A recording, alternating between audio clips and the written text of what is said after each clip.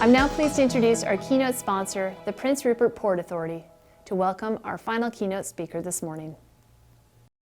Hi, I'm Ken Veldman from the Prince Rupert Port Authority. We're grateful for the opportunity to continue our long-time engagement with the BC Natural Resources Forum. It's an important program to discuss opportunities and issues that are fundamental to the economic future of not just northern BC, but the entire province.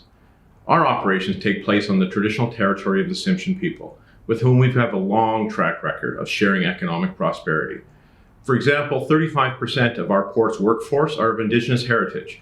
First Nations-owned businesses have delivered millions of dollars in construction projects in the last few years, building critical port expansion infrastructure.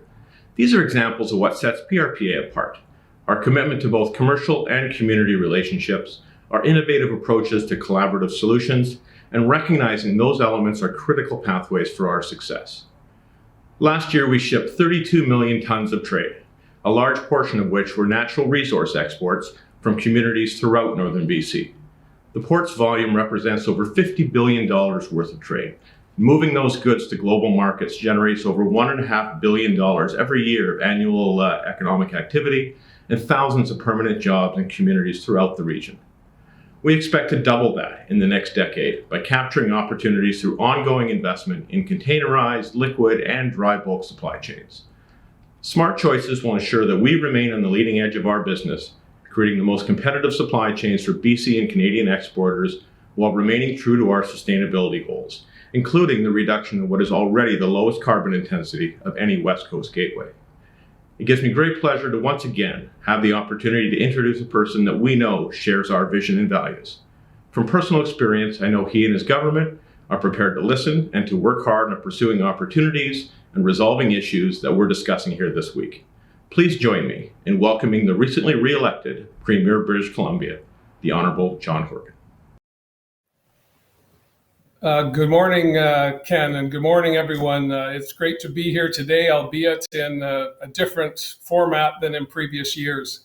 I'm in my office at the legislature on the traditional territory of the Lekwungen-speaking people, the Esquimalt and Songhees First Nation, and it's a real privilege to be here today. I want to thank all of the organizers for pulling off yet another Natural Resource Forum to bring people together to talk about the exciting opportunities. Brian Cox made reference in the last session to this is a great time for Canada and a great time for British Columbia. However, we also have to remember and remind ourselves every day that the backdrop of those great opportunities is a global pandemic. And although it seems that things are looking good, we still have miles to go before we rest. I want to also highlight some of my ministers who you met with yesterday or over the past couple of days. New to many of you, but certainly not new to me. Katrina Conroy, becoming the first female Minister of Forest, Lands and Natural Resource Operations and Rural Development in BC history, brings a perspective from the Kootenays and a homespun approach to how we can make sure our resource economy works, not just for rural and remote communities, but for all British Columbians. Also, Nathan Cullen joins us as a Minister of State in the Ministry of Natural Resource Operations with a view to take a look at where the successes are and where the challenges are when it comes to issues around permitting, about land use planning, and a whole range of other issues, bringing new eyes and new insights into an area that was created, you'll remember, without much consultation or fanfare back in 2010, 2011, and then pretty much left to its own devices. I believe it's time, after 10 years, to look at how we can improve the interactions between government and the natural resource sector. And Nathan's been tasked with doing that in concert with Minister Conroy. Ravi Kahlon is the Minister of Jobs, Economic Recovery and Innovation. And many of you will know Ravi from his time as Parliamentary Secretary on the forest side, looking particularly at value added and how we could manage our dwindling fiber basket to maximize benefits to people, to communities, and to businesses. And also, of course, new to many of you is Murray Rankin as Minister of Indigenous Relations and Reconciliation. Murray is highly regarded in the field of constitutional law. He is a former member of Parliament, and I know you'll come to find him to be very open to suggestions about how we can all work together to meet our objectives with respect to reconciliation and the Declaration Act. I also want to, of course, tip my cap to my friends and continuing ministers, George Heyman at Environment and Bruce Ralston at Energy. Both of them bring vast experience and an understanding of the sectors that are represented here today. And I know that there's much more work to do. And all of those ministers will be listening to you in the days and weeks and years ahead as we build on the strengths of British Columbia to make sure that we can continue to take advantage of the opportunities that you're all aware of and that we need to capture if we're going to continue to grow and prosper here in British Columbia. Now, of course, I started by making reference to COVID-19. This is no surprise to anyone. The first case in BC arrived a year ago yesterday, and the past 12 months have been unprecedented by anyone's reckoning. And it's been a real challenge for people. It's been a real challenge for government and industry to find ways to continue to operate safely. And I'm very, very proud of the work we did early on, working with many of you to keep industries open and operating safely. There was a push and a drive to shut down the economy, to do everything we could to curtail COVID-19. Of course, that was our highest priority. But we took advice from public health officers. We engaged with Dr. Henry and with WorkSafe to find ways to keep industry moving safely and effectively. And I believe that's paid tremendous dividends over the past 12 months and puts us in a very positive place as we await the arrival of sufficient vaccines so that we can vaccinate all British Columbians who want to be. Some 4.2 million British Columbians are in line to get vaccines as they come on stream. There are logistical challenges, as you all know, in other parts of the supply chain, particularly in Europe. And I have full confidence that the federal government is doing everything that they can to ensure that we get access to the resources, the vaccines we need to protect all British Columbians. I want to talk a little bit about my government's approach to the economy and how I believe we can continue to build on pretty strong fundamentals. Over the past year, we have put $10 billion into the economy outside of the traditional budgeting process. That was money for individuals, money for businesses, money for communities, so that we could keep going through the pandemic and continue to prepare for the day when we could look at COVID-19 in our rearview mirror and take advantage of the opportunities ahead of us. No one less than my friend Jock Finlayson at the BC Business Council presented to our cabinet this week and talked about the strong fundamentals in British Columbia. We're leading the way in economic recovery. Our credit rating is the highest in the country. Our debt to GDP ratio, second lowest in the country, giving us tremendous opportunity to build new modern infrastructure, thinking of Ken Beltman and the Port of Prince Rupert and other parts of our economy, key pieces of infrastructure that will keep our economy moving and keep people and businesses thriving. Jock also talked about the recovery that's being led by you, the resource sector. This is evident certainly by the increase in commodity prices. Year over year, the commodity prices have been absolutely stellar. Forestry, 87% higher in December over last December in the midst of a global recession. 25% higher on copper. Even pulp prices are 8 to 9% higher than they were a year ago. These are all positive indicators. When we see high commodity prices, we all want to get into the field. We've seen tremendous growth in mineral exploration. The best year since 2012 was last year, some $358 million invested in mineral exploration.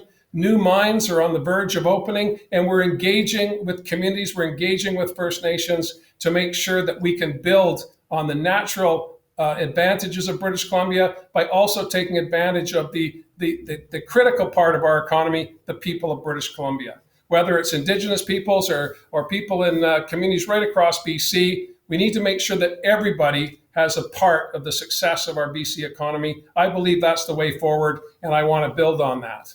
There's a number of other components to our economic revival, and that, of course, starts with two key elements that I want to touch upon right now. One is our Clean BC plan, which is part and parcel of our effort to do our part as a subnational government to meet our international obligations to reduce greenhouse gases now and into the future. We have a very robust plan in British Columbia that's been built over a decade and a half. Successive governments of different political stripes have recognized the importance of being practical about how we manage GHG reductions, but also focused on meeting targets. And George Heyman is our point person on that, working with Bruce Ralston on delivering programs through Clean BC. Some of those I want to announce today, one of which is brand new, and that's the Clean BC Facilities Electrification Fund. $84 million in federal money that will be at the disposal of new companies coming to British Columbia to hook up to the grid, and existing companies who are converting from fossil fuels to electricity to keep their industries going. There'll be opportunities for breaks in terms of connecting to the grid, as well as reduced industrial tariffs for the use of electricity. Good news for the industrial sector, good news for our BC economy. $84 million leveraged from the federal government also allows us to work with BC Hydro, with industry, and with other partners throughout the community to make sure that we can have that dynamic and robust economy that depends on our abundance of energy products, whether it be natural gas or clean green electricity. The second component of our strategy, of course, focuses on reconciliation. And at the foundation of that is the Declaration Act, which was passed unanimously in the legislature in 2019. The pandemic has put us behind the eight ball in terms of our putting in place a work plan to work with Indigenous communities and industry and communities to come forward with ideas about how we can ensure that the wealth of British Columbians is shared. We already have tremendous examples in the mining sector. The first province in the country to put in place revenue sharing agreements. Mineral and mining exploration has been key to that. We have 48 agreements in British Columbia between companies and First Nations. That leads the way. That's something to be extremely proud of. All of you, all of us, need to pat ourselves on the back for understanding and recognizing that Supreme Court decision after Supreme Court decision made real what Indigenous peoples have known forever. They've been here since time immemorial. We need to find ways to work together to share the bounty of British Columbia, and progressive, thoughtful companies are doing that to good effect for all parties concerned. We need to keep building on that. When it comes to forestry, we've also given space to the interior industry by deferring stumpage fees, and also on the hydro front, making sure that payments can be delayed. We need to also, as I've said repeatedly at this venue, move from high volume to high value production in our forest industry. This is not a surprise to anyone. The fiber basket is reduced from what it has been in previous years, in previous decades for that matter. We need to respond appropriately to make sure we can continue to steward our resources. Last year, we planted 300 million trees in British Columbia, again, in the midst of a global pandemic, when there were fears in communities of people coming from away that could well have carried COVID-19 with them. We were successful in our tree planting season, the no transmission of COVID-19, and an outstanding output from the workers on the ground and the companies and others in the silviculture side that worked very, very hard to build on what is the strongest and the foundational industry in British Columbia, forestry. A couple of other elements that I wanted to announce today: a $10 million Fire Smart Recovery Fund, which will help BC forests and communities as we prepare for another potentially devastating fire season. We've dodged a significant challenge in 2020. Since we were elected in 2017, two of the worst fire seasons ever were on my watch. I was very grateful to give it a pass in 2020, but we need to be vigilant. And what we learned from 2017 and 2019 was that we need to do what we can to clean the forest floor, to get that waste out, to get that fuel away so that we can manage our forests more effectively, and more importantly, use that waste wood for some economic purpose. That's a challenge that we continue to grapple with, but I know industry and communities are anxious to work together and collaborate on solutions in that regard. We also, of course, need to always be mindful of invasive species, and another $12 million to the Invasive Species Council of BC to work with communities across the province to make sure that we're doing that work on the ground, making sure that there are resources in place so that we can make the improvements we need to while commodity prices are high, and preparing for the future when they start to moderate over time. All of this portends well for our forest sector. I believe that government has a role in making sure that we're promoting and advancing mass timber initiatives. That's why our capital budget, whether it be for hospitals, large infrastructure buildings that the public is paying for should include BC wood products and help stimulate the development of mass timber production right across BC. I see very great potential in that regard. So do investors. That's why we've seen an increase in money going into existing facilities and more talk about developing new facilities right across the piece. Another key part of our economy, of course, is our energy sector. An abundance of natural gas, which was talked about in the last section, and also an abundance of clean, green hydroelectricity puts BC at a competitive advantage over our partners in Canada and in North America. We need to take full advantage of that. And LNG Canada is leading the way by ensuring that we have $23 billion in tax revenues and royalties and rents from that activity that we can drive back into communities, we can drive back into skills training to make sure we're preparing for the next challenges that the economy will throw our way. We know that the up always is followed by a down, followed by another up. We need to make sure that the down's not too steep and the high doesn't make us dizzy from the prospects of that continuing over time. I do not imagine $970 lumber is going to be here for the long term. That's why we need to build on our relationships with the new government in the United States. I've already started that with Ambassador Hillman and the Prime Minister, making sure that in any engagement between Canada and the US, softwood lumber is on the table. The Prime Minister fulfilled his commitment. The province is going to be working with Washington, D.C. and our allies there to make sure that we can put this to bed for the last time. BC is an open economy. We do not adversely subsidize our industry at the expense of anyone else. We prove it every 10 years. Let's put it to rest. Let's stop with this. I'm hopeful that the new Biden administration will recognize that the relationships between our two countries and the value of BC forest products are far superior in the long term to continuing to fight, continuing to curtail our activities here in British Columbia. Again, coming back to LNG, we're very proud of the work that's been done by LNG Canada. There are challenges, of course. During the global pandemic, there's fear and apprehension about the transmission of viruses, and there have been incidents in work camps, but they have been carefully managed. Contact tracing has been very effective, and I'm very proud of public health officials working with industry, working with communities to make sure we can keep that as low as we possibly can. Lastly, again, I know there's a question and answer period, and this is difficult to watch a disembodied head talking to you on your screens at home. But I want to just reinforce one more time what the Business Council and others have been saying about the strong fundamentals here in British Columbia.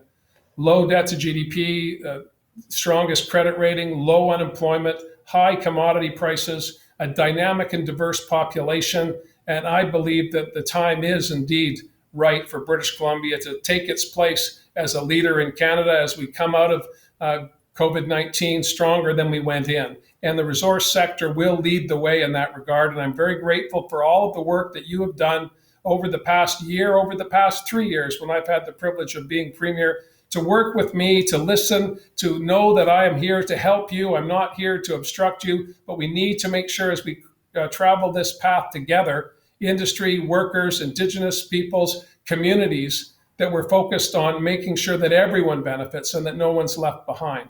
Natural resources belong to all of us, and we need to keep that in mind as we move forward. We have lots of discussions to have over the next number of months. We have lots of progress to make over the next number of years. I'm confident if we focus on doing it together, British Columbia will lead the way, whether it be on natural resource activities or any other initiative that we take on. We're ready here in Victoria to go forward. I know you are in every corner of British Columbia. Thanks for listening to me today. I look forward to, discussion with Kendra about some of the issues that are on her mind and on the mind of delegates at the convention this year.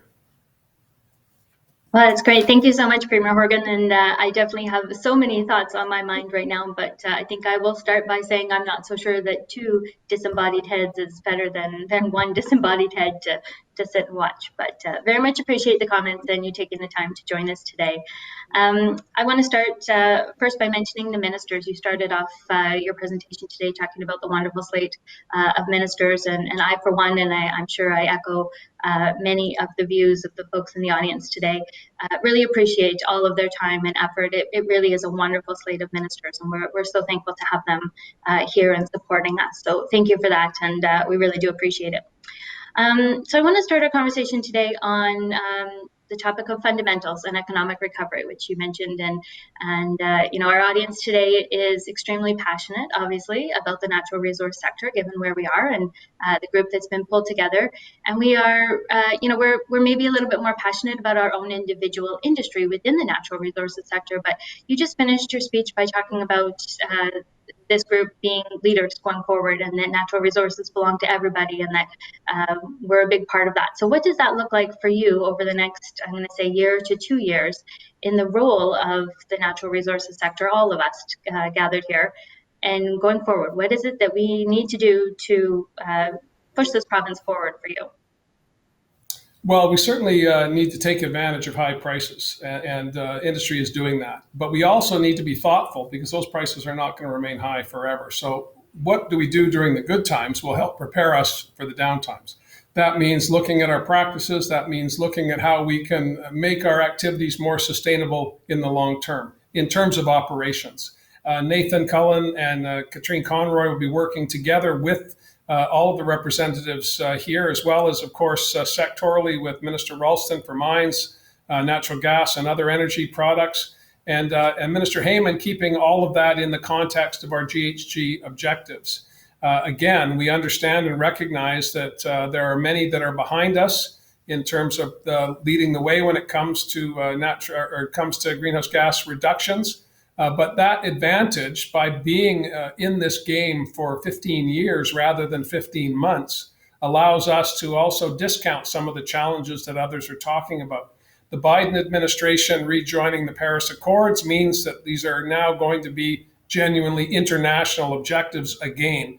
That's critically important. I know many listening would be frustrated that British Columbia continues to make progress, which frustrates in some cases the development of particular sectors. And when you see other jurisdictions letting her rip, it frustrates people back here at home. I get that. But on the mining side, and Kendra, you know this full well, on the mineral exploration side, tremendous potential by using new technologies, by reducing our GHGs on site, using our clean green electricity, as well as, of course, hoping to continue to export our natural gas even to the United States if that market rebounds. I rather doubt that that's an opportunity. All the more reason for us to get to other markets across the oceans. And that's critical. The North understands that. British Columbians understand that. So my sense is what we need to do right now is retool our permitting processes, excuse me, understand how land use planning can and should take place in the new world that we're inheriting, one of people working more frequently from home, a whole change in how our economic structures are operating. We do not yet know what 2 years will look like in downtown Vancouver, nor do we know what 2 years from now will look like in Kitimat, in Fort St. John, in Prince George. So we need to be ready as industry leaders and as government to lead the way by putting our hands together and finding the best way forward to make sure companies can continue to be profitable. They can continue to pay high-paying jobs for workers in different parts of British Columbia. All of those things depend on collaboration and cooperation. And I think that certainly it's been my experience, Kendra, over the past coming on 4 years as Premier, that people are responsive to that, whether they live in communities or whether they run corporations. Let's talk about these things. Let's not leave things to speculation. Let's focus on what we can practically do together. And I believe that's a winning formula, and it's certainly paid dividends for us as we lead the country based on our strong resource sector. Mm-hmm. And there are some really big questions of what the world looks like, or what British Columbia and the cities look like in a year or two from now. So one of the other big challenges we've seen throughout the pandemic is really about First Nation engagement and the limitations, given connectivity, given remoteness, all those things. How does the government really plan to respond to those limitations and help industry connect with the First Nations and engage? Well, of course, it's been very challenging to engage with people. This technology has been extraordinary, and we've all adapted to it. But I've been on, I don't know how many of these types of engagements, thousands, literally, in the past 12 months. And I'm weary, and I know others are weary. There's nothing better than face-to-face engagements, a back and forth, which you and I are having quite happily here, but that's not happening in the rest of the forum. And my experience in visiting Prince George for previous forums is that you've got a room full of people, an opportunity to talk, an opportunity to network, and that's how you build strong relationships over time. This will not replace that, but it has been a positive replacement because we have been moving forward together.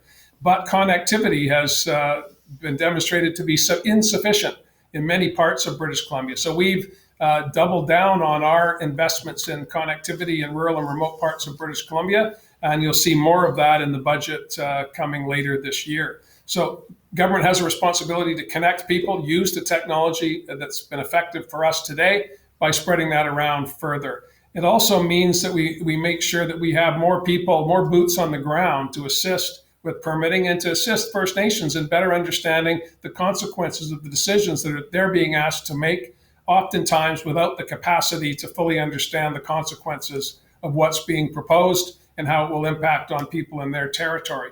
So that means capacity building. That means, again, more direct engagement on a range of issues. One example that has been frustrating for me is the inability of us to make progress with the Wet'suwet'en because of isolation. Social distancing does not allow large groups of people to come together, in the case of the Wet'suwet'en, to chart their course as a nation, as a people who have been in the territories that they populate today forever.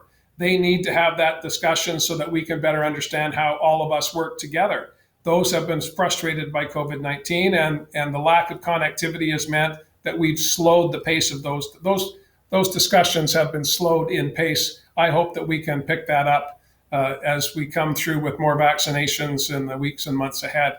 But it starts by making sure that we can engage with people. And I think of the Pathway 2.0 with the Carrier-Sicani that was announced just before, or was it just after last year's resource forum, a significant investment to make sure that the Indigenous communities within the Carrier-Sicani Tribal Council had the resources and the tools to engage with industry so that everyone could benefit from the bounty in the region. Those are the types of things that we need to build on. And I know there's lots of more work to do, but we have to also be mindful that not everyone is on the same pace. And that means that sometimes those who want to run at 100 miles an hour are frustrated by those that are holding at 50. But that's what collaboration and cooperation is all about. No, definitely. And I think we're all missing that face-to-face time, and looking forward to the opportunity to come back to that. You mentioned briefly the GHG targets, and I think that's a really great place to go. It's environment, of course, is a key theme of your government. And I'm wondering how you reconcile the disturbance of all of the natural resource sectors with the environment and the Clean BC Action Plan. The disturbance? I don't get that. The footprint. The footprint. We'll call okay. it the footprint. Yeah, that's old school. I can understand old school. I'm still trying to figure out ESG, but I understand the sentiments, and I think so do all of the people online with us today. Is that how do we address these issues? We need to do it globally.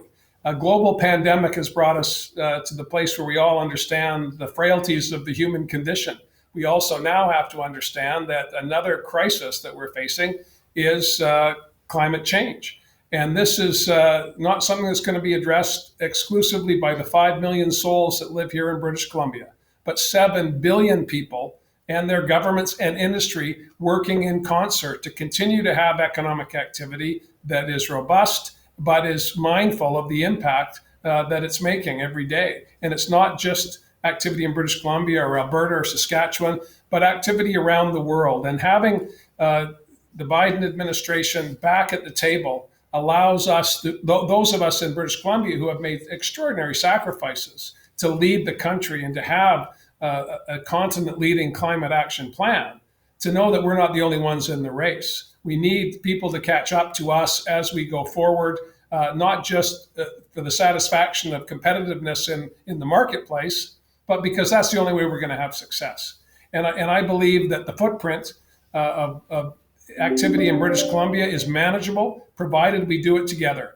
And the days of let her rip are gone. The days of thoughtful development have arrived. And I think the sophisticated people that are attending the forum today fully understand that we can have a robust forest sector. We can take advantage of our abundance of energy products, as well as, and again, I'm talking to the converted with you, Kendra, but our mining and mineral exploration potential is unparalleled.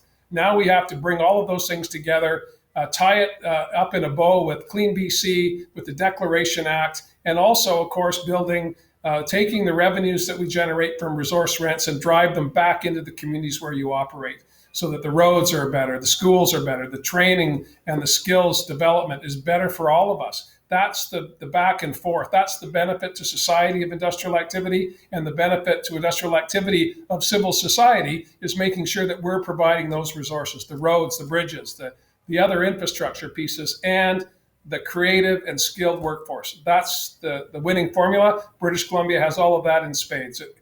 You can't help but be excited, save for the fact that we're in the grip of the third wave of a global pandemic.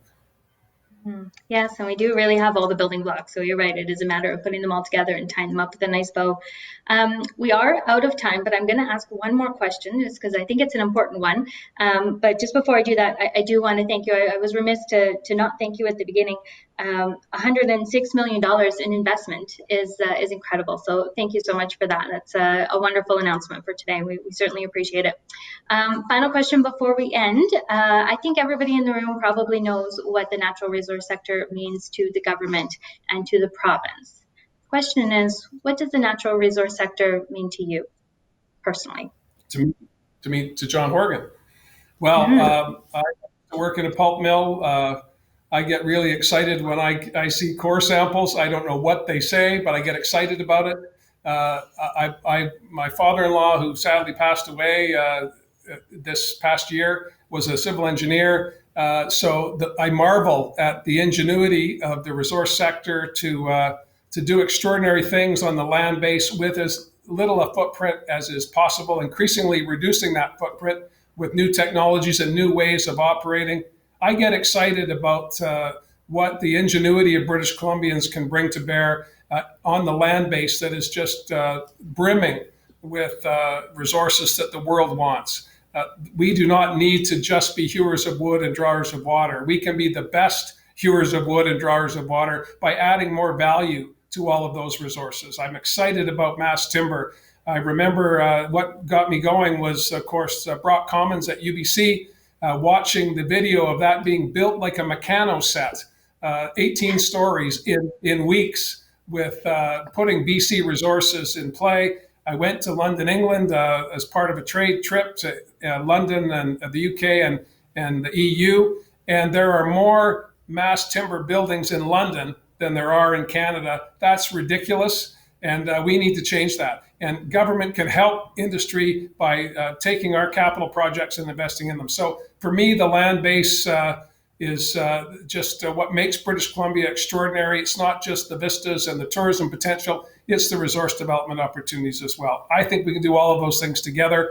A successful British Columbia weaves together all of the elements that we have before us with a creative population that's committed to each other. And that's the last thing I'd like to say, Kendra, about how all of us have responded to COVID-19. There's frustration, there's exhaustion, quite frankly, at public health orders, at anxiety within communities, but we're almost there. We will be into a sunnier summer and a funner fall, provided we can get the vaccines in place and rolling. We have a plan to do that that's going to harness our public healthcare system like never before. It's going to call on the private sector to help. bringing people together as we do in times of crisis, whether it's a flood or a fire or a pandemic, is what really makes me proud of British Columbia. And our resource industries have always been there, whether it's be through philanthropic activity or creating the jobs and the wealth that British Columbia can prosper by. I like How's that. that? Sunnier summer and funner fall. Perfect. No, Yeah. definitely appreciate the passion that you show and the understanding that you have of the natural resources sector. So thank you so much. And I think with that, we'll pass the floor back over to Sarah. Okay. Thank you. Hello, my name is Lyle Nash, Director of the Pipeline Contractors Association of Canada, which is a proud supporter of the 2021 BC Natural Resources Forum. On behalf of our association and the forum, we would like to thank Premier John Horgan very much for taking the time to speak today. Responsible oil and natural gas development has been an economic cornerstone of BC since the 1950s. The industry is a partner in generating economic growth for British Columbians. At the Pipeline Contractors Association of Canada, we have for 66 years worked to represent Canadian contractors in labor relation matters and to develop a Canadian-based workforce with the specialized skills required for pipeline construction and maintenance. We appreciate the Premier speaking today at a forum celebrating the importance of BC's natural resource sectors. Thank you, Premier Horgan, and we hope you all enjoy the rest of the event. Thank you, Premier Horgan, for that wonderful presentation and taking the time to speak to us this morning. Well, that brings us to our first coffee break of the day from 11 to 11:30. And if you haven't already done so, don't forget to check out our virtual exhibitor booths. And I'd like to remind you, if you want to continue the conversation with the energy panel, there's a post-panel breakout session that you can access by visiting your agenda. Thank you everyone for joining us this morning, and we will see you back online at 11:30 for our next session, Resources of the Future, Innovation and Clean Growth.